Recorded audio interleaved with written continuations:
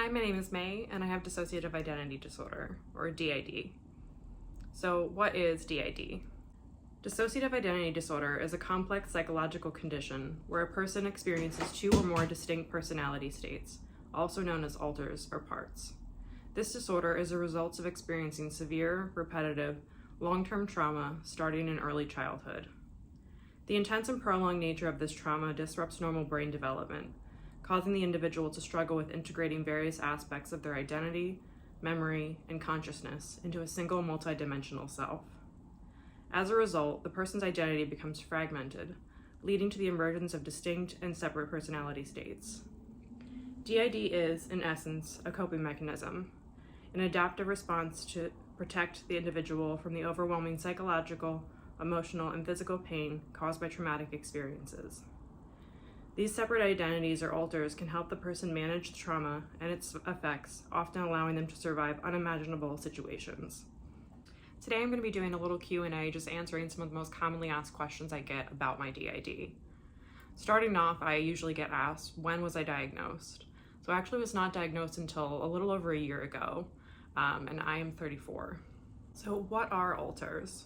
People with dissociative identity disorder experience multiple distinct personality states, known as alters.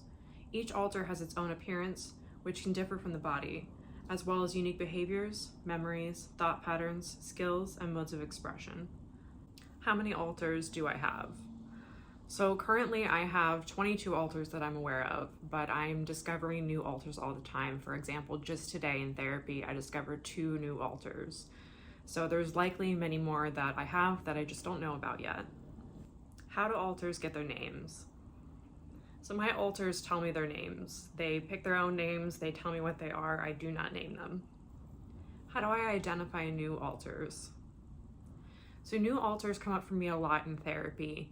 I'll be doing a parts exercise, trying to reflect internally and see if there's any parts that have anything that they want to express. So at this time, either existing parts or new parts will step forward and share something about themselves. They'll share a memory, they'll share information about themselves. So a lot of times that's how alters come to me. They can also come to me in dreams.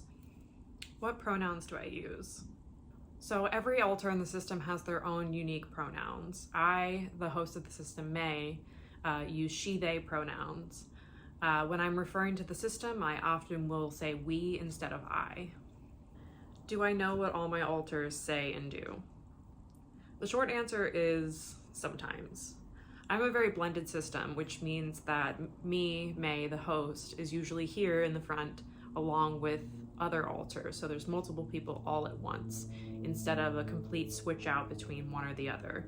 Not that that doesn't happen, but it's more frequent that there's multiple people in the driver's seat. With that, I do typically remember a lot of what my alters say and do. I have more gray amnesia, where things are kind of a little bit fuzzy, but it's not a complete blackout. I do, however, have sometimes blackout episodes where it is just another alter completely in charge and I'm totally gone in the trunk, and I don't know what's going on and I have no memory of it. How does someone get DID? So DID comes from trauma, and for DID specifically, the trauma has to happen in early childhood. It has to be repetitive, long-term trauma starting in early childhood.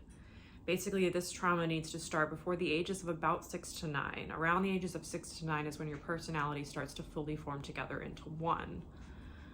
If you have this severe repetitive trauma, your personality is unable to form into one multidimensional, fully formed self.